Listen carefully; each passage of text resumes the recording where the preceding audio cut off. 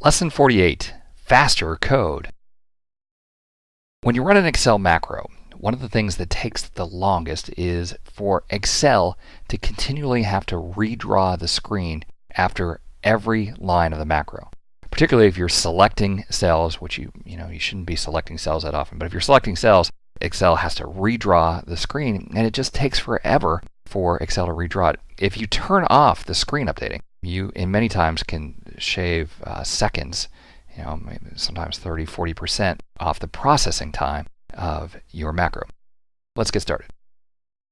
Okay, so I have a data set here, and we're going to run the macro that creates a variety of reports, one per customer. But I want to take a look at how long this macro is taking to run. So we'll go over to Visual Basic, and I added a few lines of code. I set up a variable here called start time. This gets set at the beginning of the macro, and it's just equal to a system variable called time.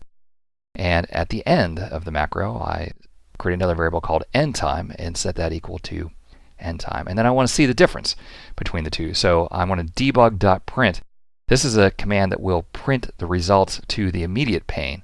So we can take a look in the immediate pane and see how long it took to run. Okay, so we'll switch back to Excel, and we're going to run our macro, run report for each customer, click run, and you can see it's going through and doing all kinds of things. All right, 27 reports have been created. Let's go over to Visual Basic and see how long it took. So Control G for the immediate pane, started at 8:58:30, ended at 8:58:37, so it took about 7 seconds to run all of that code. All right, now let me show you what will happen if we turn off screen updating. So right up here at the beginning, application.screenUpdating is equal to false. What that does is it says, hey, look, while you're running this section of the macro, don't bother to redraw the screen time after time after time. And then down here, right before the message box, application.screenUpdating equals true. Turn it back on.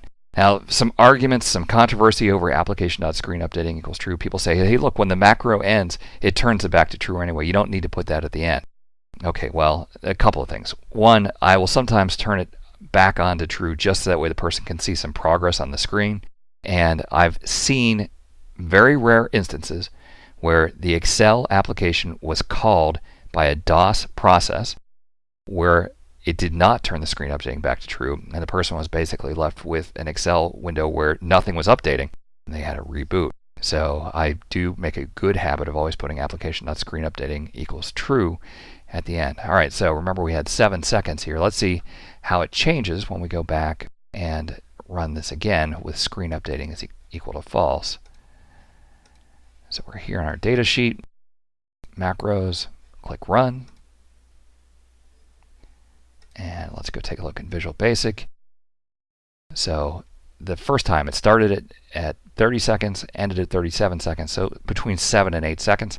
This time it started at 18 seconds and ended at 20 seconds, so between 2 and 3 seconds. We actually cut more than 50% of the processing time out of the process. Now, I added a few extra selects in here just to kind of slow it down. In real life, you would not be doing all of these .select and then selection.interior color index because that's not the way that we're going to write our code.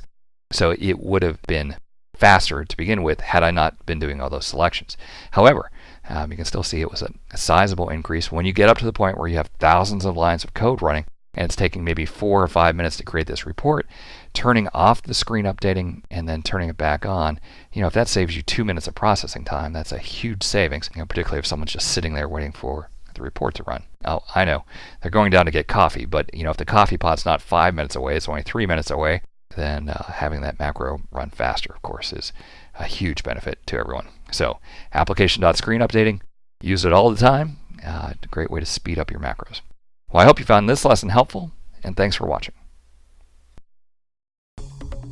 Looking to advance your career by acquiring new skills? Tired of expensive off-site training programs? Wish you could learn from the best instructors in the industry? Look no further than live lessons. Self-paced, personal video instruction by the world's leading technology publishers. Each live lesson comes with a DVD featuring 3 to 4 hours of instructor-led classroom training, sample program code that allows you to work along with your personal instructor, and an example-rich study guide. Live lessons allow you to watch the entire course from start to finish, or navigate directly to any of the individual lessons. You'll literally watch over the shoulder of your instructor as he shows you how to build state-of-the-art applications. Live lessons, the power of the world's leading technology experts at your fingertips.